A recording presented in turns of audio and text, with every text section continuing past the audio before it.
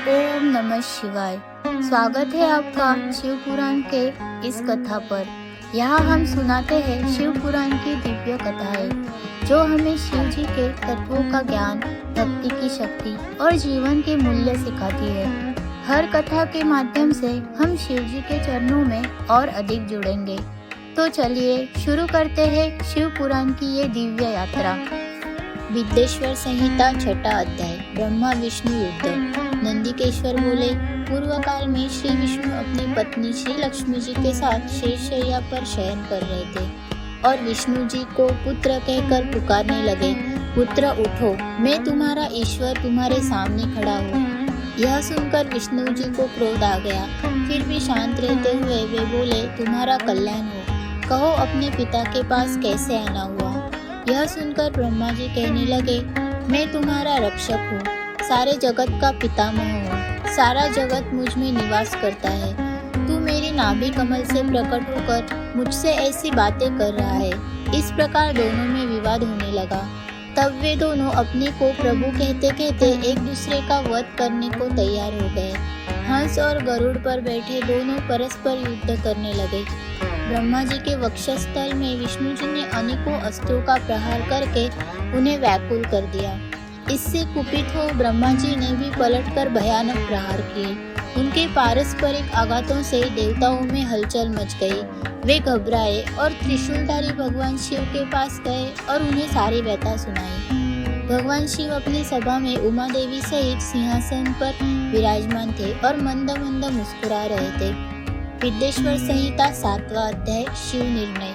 महादेव जी बोले, पुत्रों, मैं जानता हूँ कि तुम ब्रह्मा और विष्णु के परस्पर युद्ध से बहुत दुखी हो। तुम डरो मत, मैं अपने गणों के साथ तुम्हारे साथ चलता हूँ। तब भगवान शिव अपने नंदी पर आरूढ़ हो देवताओं सहित युद्ध स्थल की ओर चल दिए। वहाँ छिपकर वे ब्रह्मा विष्णु के युद्ध को देखने लगे। उन्हें जब यह ज्ञात हुआ कि वे दोनों एक दूसरे को मारने की इच्छा से माहेश्वर और पाशुपात अस्त्रों का प्रयोग करने जा रहे हैं, तो वे युद्ध को शांत करने के लिए महाअग्नि के तुल्य एक स्तंभ रूप में ब्रह्मा और विष्णु के मध्य खड़े हो गए। महाअग्नि के प्रकट होते ही दोनों के अस्त्र स्वयं ही शांत हो गए। अस्त्रों को शांत होते देखकर ब्रह्मा और विष्णु दोनों कहने लगे कि इस अग्नि स्वरूप स्तंभ के बारे में हमें जानकारी करनी चाहिए। दोनों ने उसकी परीक्षा लेने का निर्णय लिया। भगवान विष्णु ने शुकर रूप धारण किया और उसको देखने के लिए नीचे धरती में चले गए। ब्रह्मा जी हंस का रूप धारण करके ऊपर की ओर चल दिए। पाताल में बहुत नीचे जाने पर भी विष्णु जी को स्तंभ का अंत नहीं मिला, अतः वे वापस चले आए। ब्रह्मा जी ने आकाश में जाकर केतकी का फूल देखा।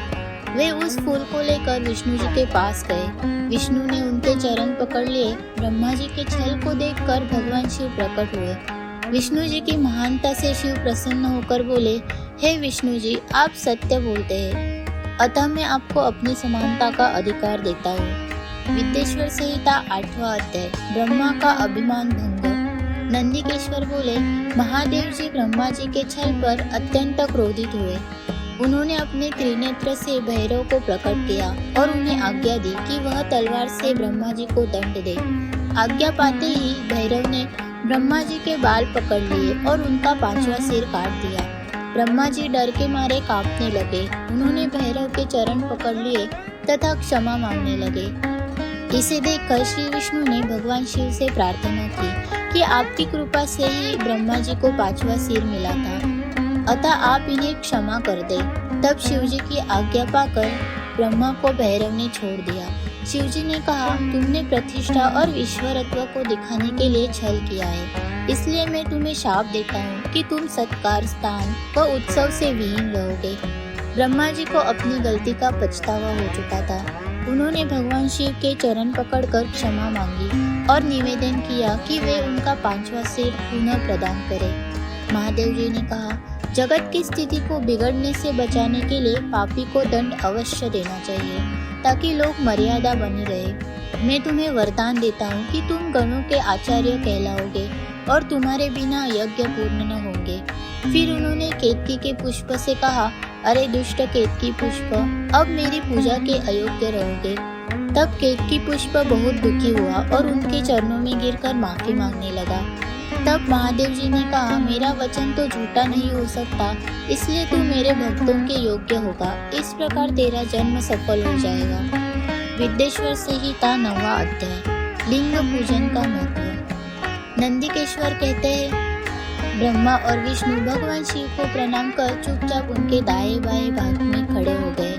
उन्होंने पूजनीय महादेव जी को श्रेष्ठ आसन पर बैठाकर पवित्र वस्तुओं से उनका पूजन किया। दीर्घकाल तक स्थिर रहने वाली वस्तुओं को पुष्प वस्तु तथा अल्पकाल तक टिकने वाली वस्तुओं को प्राकृत वस्तु कहते हैं। हार, मुकुट, किरीट, मणिमय कुंडल, यज्ञोपवीत, उत्तरीय वस्त्र, पुष्पमाला, रेशमी वस्त्र, हार, मुद्रिका, पुष्प, तांबूल, कपूर, चंदन एवं अगरू का अनुलेप, धूप, दीप, श्वेत छत्र, व्यंजन, ध्वजा, चंवर तथा अनेक दिव्य उपहारों द्वारा जिनका वैभव वाणी और मन की पहुंच से परे था, जो केवल परमात्मा के योग्य थे, उनसे ब्रह्मा और विष्णु ने अपने स्वामी महेश्वर का पूजन किया। इससे प्रसन्न होकर भगवान शिव ने दोनों देवताओं से मुस्कुराकर कहा, पुत्र, आज तुम्हारे द्वारा की गई पूजा से मैं बहुत प्रसन्न हूँ। इसी कारण यह दिन परम पवित्र और महान होगा। यह तिथि शिवरात्रि के नाम से प्रसिद्ध होगी और मुझे परम प्रिय होगी। इस दिन जो मनुष्य मेरे लिंग अर्थात निराकार रूप की या मेरी मूर्ति अर्थात साकार रूप की दिन रात निराहार रहकर अपनी शक्ति के अनुसार निश्चल भाव से यथोचित पूजा करेगा, वह मेरा परम प्रिय भक्त होगा।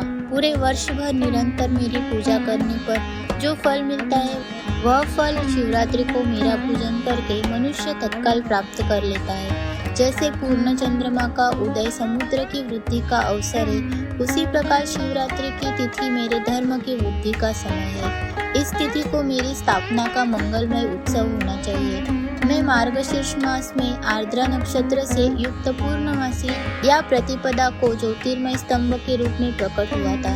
इस दिन जो भी मनुष्य पार्वती सहित मेरा दर्शन करता है अथवा मेरी मूर्ति या लिंग की झांकी निकालता है, वह मेरे लिए कार्तिकेय से भी अधिक प्रिय है। इस शुभ दिन मेरे दर्शन मात्र से पूरा फल प्राप्त होता है। यदि दर्शन के साथ मेरा पूजन भी किया जाए तो इतना अधिक फल प्राप्त होता है कि वाणी द्वारा उसका वर्णन नहीं किया जा सकता। लिंग रूप में प्रकट होकर मैं बहुत बड़ा हो गया था, अतः लिंग के कारण यह भूतल लिंग स्थान के नाम से प्रसिद्ध हुआ।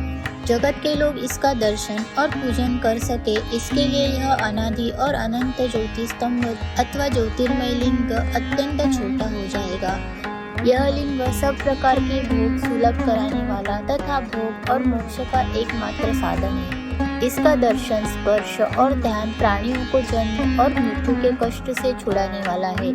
शिवलिंग के यहाँ प्रकट होने के कारण यह स्थान अरुणाचल नाम से प्रसिद्ध होगा तथा यहाँ बड़े बड़े तीर्थ प्रकट होंगे। इस स्थान पर रहने या मरने से जीवों को मोक्ष प्राप्त होगा।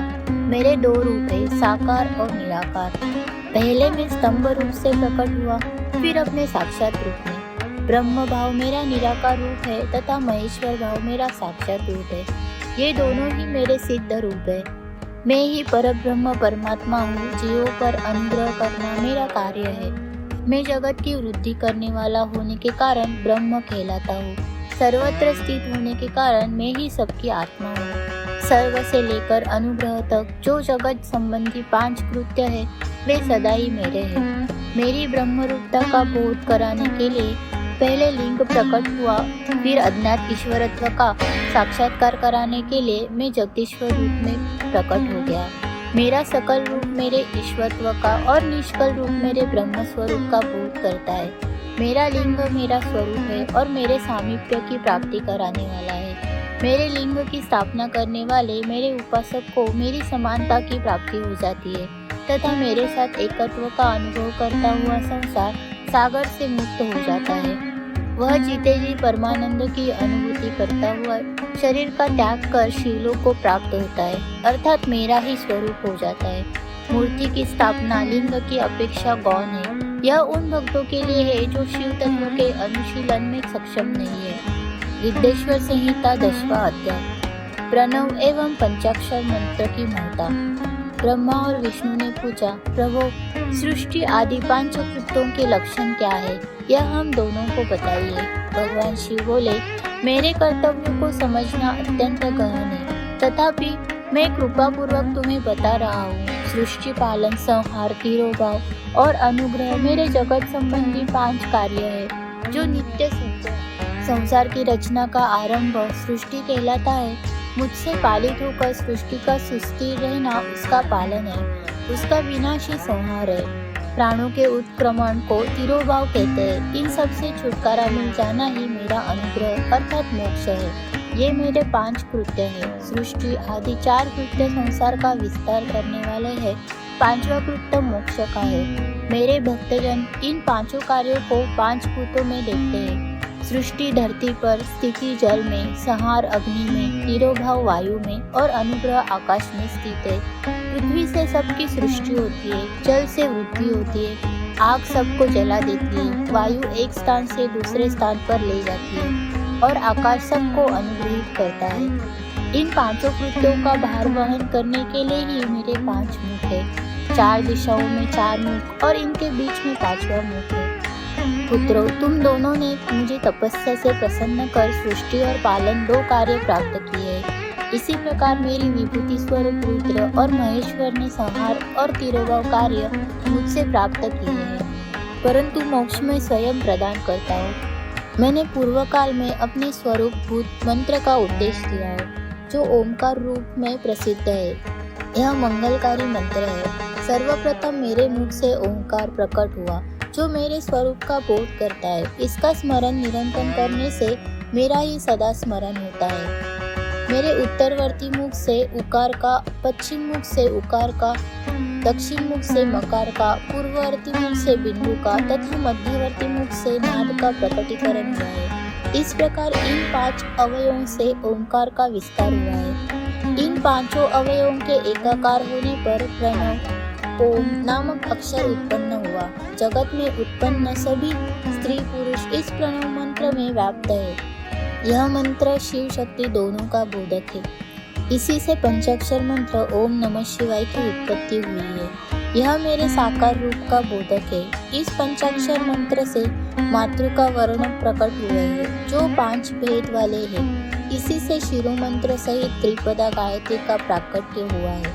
इस गायत्री से संपूर्ण वेद प्रकट हुए और उन वेदों से करोड़ों मंत्र निकले हैं। उन मंत्रों से विभिन्न कार्यों की सिद्धि होती है। इस पंचाक्षर प्रणव मंत्र से सभी मनोरथ पूर्ण होते हैं। इस मंत्र से भोग और मोक्ष दोनों प्राप्त होते हैं। नंदिकेश्वर कहते हैं, जगदम्बा उमा गौरी पार्वती के साथ बैठे महादेव ने उत्तरवर्ती मुख बैठे ब्रह्मा और विष्णु को पर्दा करने वाले वस्त्र से आच्छादित कर उनके मस्तक पर अपना हाथ रखकर धीरे धीरे उच्चारण कर उन्हें उत्तम मंत्र का उपदेश दिया।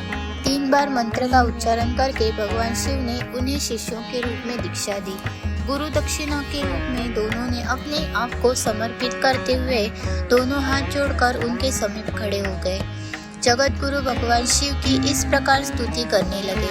ब्रह्मा विष्णु बोले, प्रभु आपके साकार और निराकार 2 रूप है। आप तेज से प्रकाशित है, आप सबके स्वामी है, आप सर्वात्मा को नमस्कार है। आप प्रणव मंत्र के बताने वाले तथा आप ही प्रणव लिंग वाले हैं। सृष्टि, पालन, संहार, तिरोभाव और अनुग्रह आदि आपके ही कार्य है। आपके 5 मुख है, आप ही परमेश्वर है, आप सबकी आत्मा है, ब्रह्म है। आपके गुण और शक्तियाँ अनंत है। हम आपको नमस्कार करते हैं। इन पंक्तियों से स्तुति करते हुए गुरु महेश्वर को प्रसन्न कर ब्रह्मा और विष्णु ने उनके चरणों में प्रणाम किया। महेश्वर बोले, आर्द्रा नक्षत्र में चतुर्दशी को यदि इस प्रणव मंत्र का जप किया जाए तो यह अक्षय फल देने वाला है। सूर्य की संक्रांति में महा आर्द्रा नक्षत्र में एक बार किया प्रणव जप करोड़ों गुना जप का फल देता है। मृगशिरा नक्षत्र का अंतिम भाग तथा पुनर्वसु का शुरू का भाग पूजा, होम और तर्पण के लिए सदा आर्द्रा के समान ही है। मेरे लिंग का दर्शन प्रातःकाल अर्थात मध्याह्न से पूर्व काल में करना चाहिए। मेरे दर्शन पूजन के लिए चतुर्दशी तिथि उत्तम है। पूजा करने वालों के लिए मेरी मूर्ति और लिंग दोनों समान है। फिर भी मूर्ति की अपेक्षा लिंग का स्थान ऊंचा है, इसीलिए मनुष्य को शिवलिंग का ही पूजन करना चाहिए।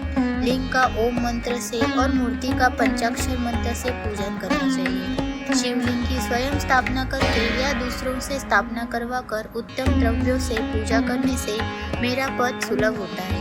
इस प्रकार दोनों शिष्यों को उपदेश देकर भगवान शिव अंतर्धान हो गए। इस प्रकार समाप्त होती है शिव पुराण की यह कथा। शिव जी की महिमा अनंत है और उनकी कथाएं हमें हमेशा प्रेम, शांति और ज्ञान का पाठ पढ़ाती है। अगर आपको ये कथा पसंद आई हो तो चैनल को सब्सक्राइब करें, वीडियो को लाइक और शेयर करें ताकि शिव भक्ति का संदेश हर घर तक पहुंच सके। अगली कथा में फिर मिलेंगे शिव जी के और दिव्य रहस्यों के साथ। तब तक के लिए ओम नमः शिवाय।